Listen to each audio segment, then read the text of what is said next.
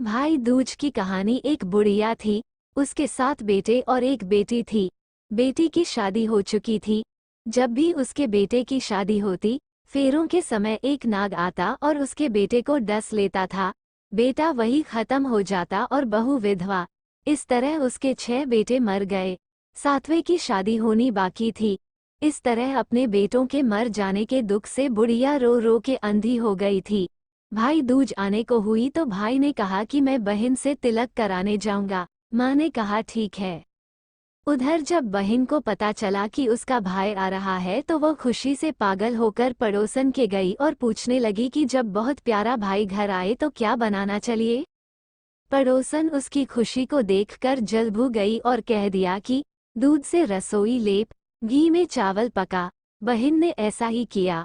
उधर भाई जब बहन के घर जा रहा था तो उसे रास्ते में सांप मिला। सांप उसे डसने को हुआ।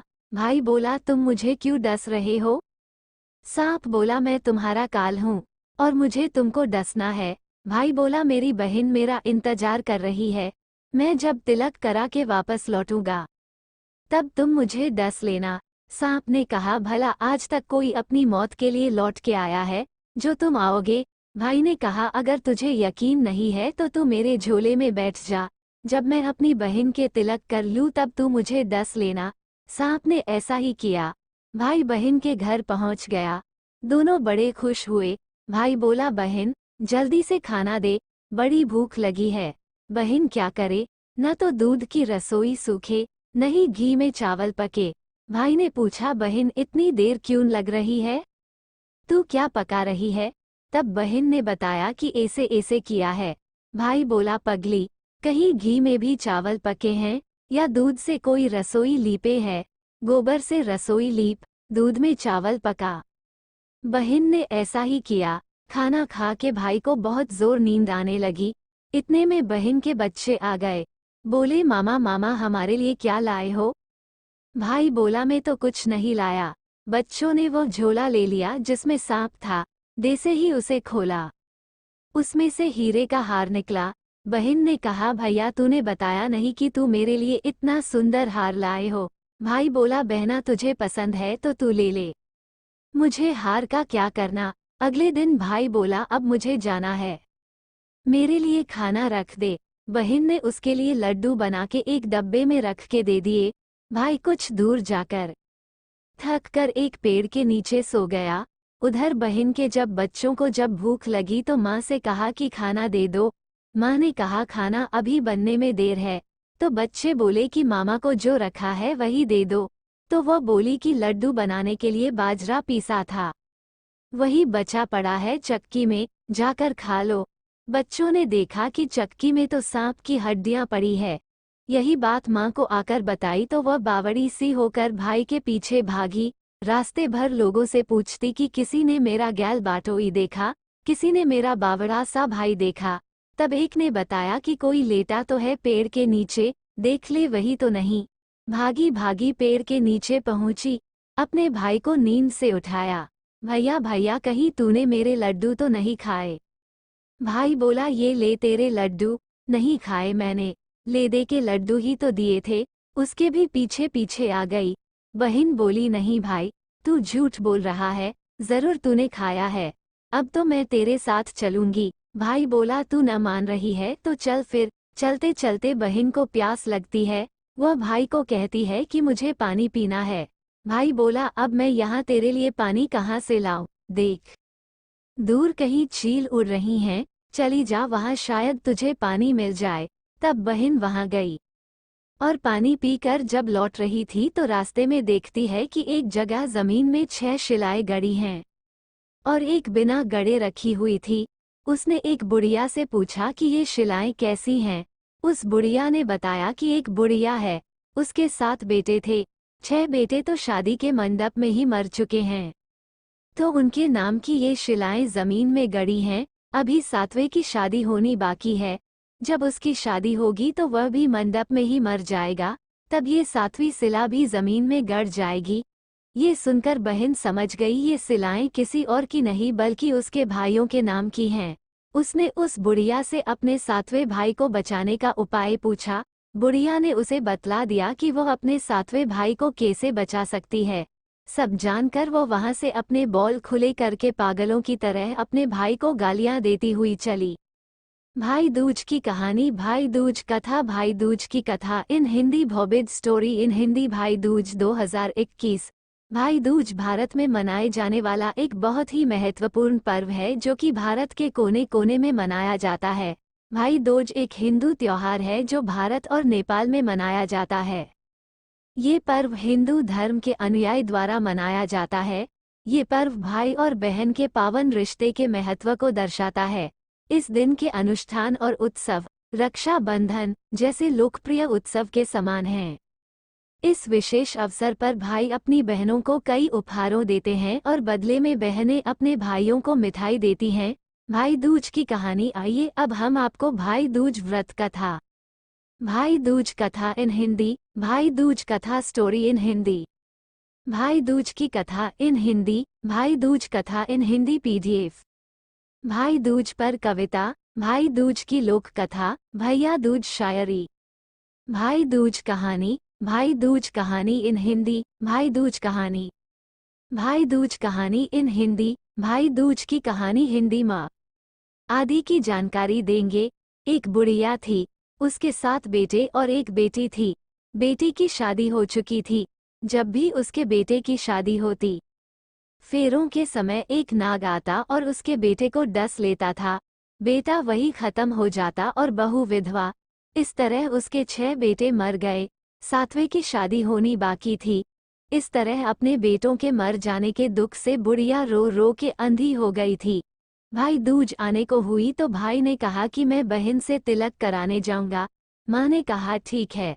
उधर जब बहन को पता चला कि उसका भाई आ रहा है तो वह खुशी से पागल होकर पड़ोसन के गई और पूछने लगी कि जब बहुत प्यारा भाई घर आए तो क्या बनाना चाहिए। पड़ोसन उसकी खुशी को देखकर जल भू गई और कह दिया कि दूध से रसोई लेप, घी में चावल पका। बहन ने ऐसा ही किया। उधर भाई जब बहन के घर जा रहा था तो उसे रास्ते में सांप मिला। सांप उसे डसने को हुआ। भाई बोला तुम मुझे क्यों डस रहे हो। सांप बोला मैं तुम्हारा काल हूँ और मुझे तुमको डसना है। भाई बोला मेरी बहन मेरा इंतजार कर रही है, मैं जब तिलक करा के वापस लौटूंगा तब तुम मुझे डस लेना। सांप ने कहा भला आज तक कोई अपनी मौत के लिए लौट के आया है जो तुम आओगे। भाई ने कहा अगर तुझे यकीन नहीं है तो तू मेरे झोले में बैठ जा, जब मैं अपनी बहन के तिलक कर लूँ तब तू मुझे डस लेना। सांप ने ऐसा ही किया। भाई बहन के घर पहुंच गया। दोनों बड़े खुश हुए। भाई बोला बहन जल्दी से खाना दे, बड़ी भूख लगी है।